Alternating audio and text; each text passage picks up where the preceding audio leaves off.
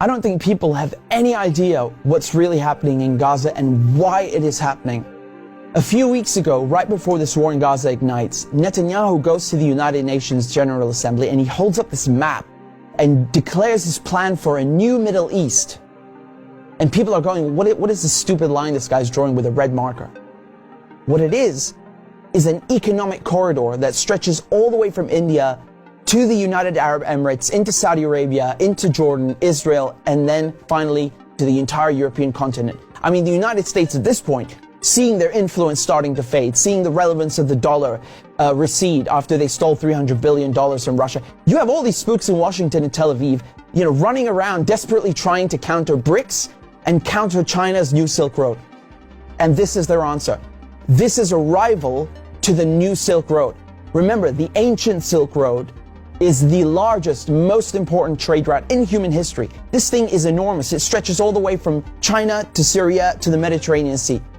The Chinese know how important this thing is and they want to revive it. It is the future of world economics, trade, and politics. Within the span of a few weeks, Iran and Iraq have signed a railway deal.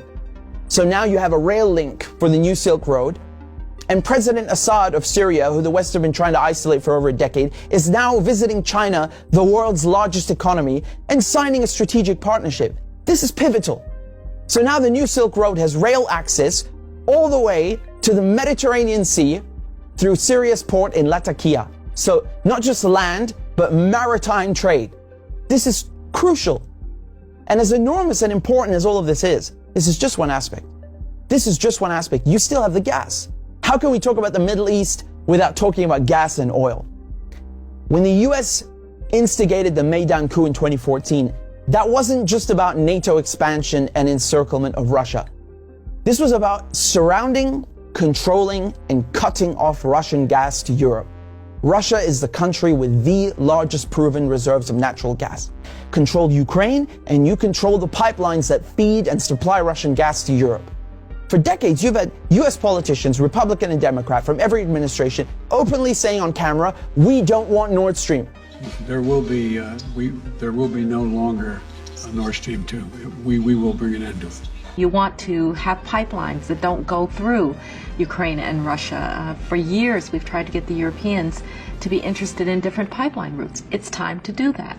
You want to depend more on the North American energy platform, the tremendous bounty of oil and gas that we're finding in North America. Lo and behold, Nord Stream 1 and 2 are blown up.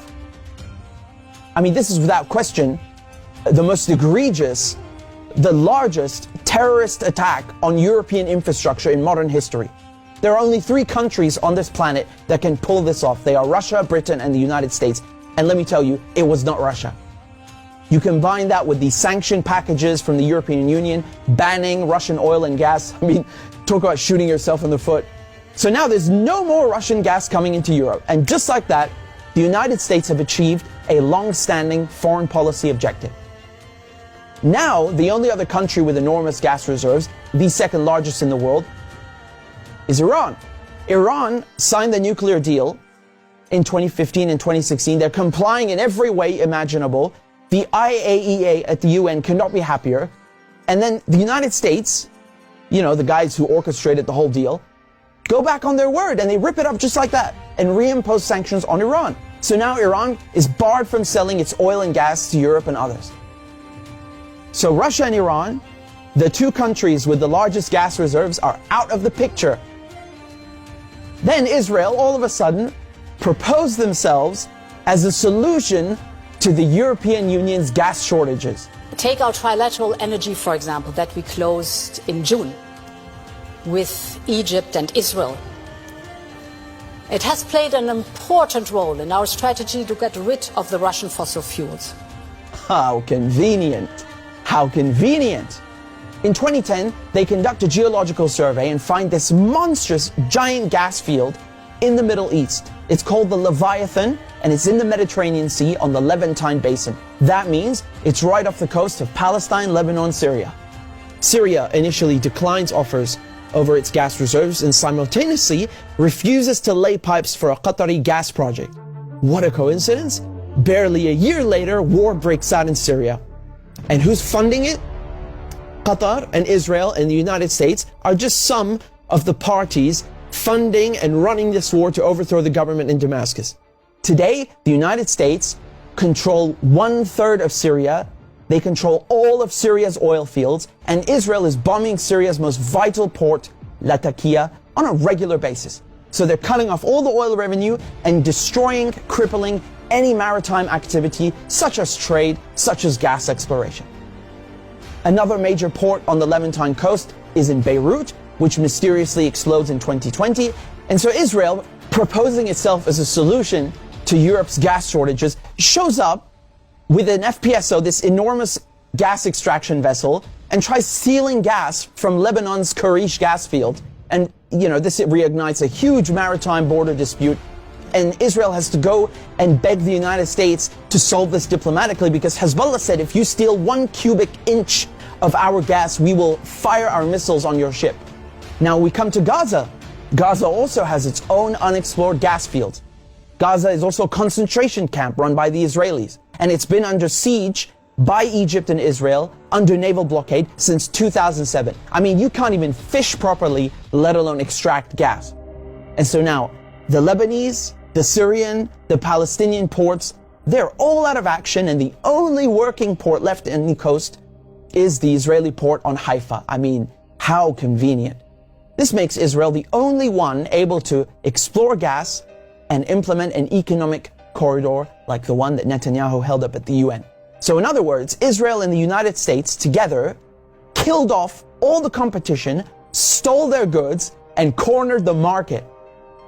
But as winter is approaching, Israel desperately needs to get that gas for Europe.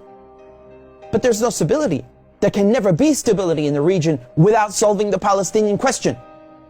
And so when Netanyahu shows up at the UN with his brilliant plan, the Israelis thought, oh, it's a done deal. They'll just get Saudi Arabia to normalize ties and thereby extinguish the Palestinian issue once and for all. And that is precisely why they are in Gaza slaughtering Palestinians like crazy, like they're in berserker mode. Israel has bombed Gaza before, but this surpasses anything we've ever seen, which is truly saying something. I mean, this is unhinged, calling people human animals and massacring them. Israel is just hoping the Palestinians will run away in fear into the desert. They've literally said this. They want to put them in the desert. They want people in Gaza to go to the Sinai desert and push the people in the West Bank into Jordan. This is genocide and ethnic cleansing without question. But it also has economic and geopolitical implications. Hamas and the collective resistance, when they found out about Israel's plan and Saudi Arabia's wishes to normalize ties with Israel, which would destroy any hope of a Palestinian state, this forced their hand. It became clear they needed to act and respond immediately, lest Palestine be lost forever. For Palestinians, this is and always has been a matter of life and death, to be or not to be. Either the resistance axis and the global south expel the American and Israeli colonizers from the Middle East, or Israel and the United States will continue occupying the region, choking off the new Silk Road, plundering Syria's oil, and keeping Russian, Iranian, and Arab gas cut off from the world market. This is a decisive moment, and not just for Palestine, because the victors will end up drawing the new map of the world to come.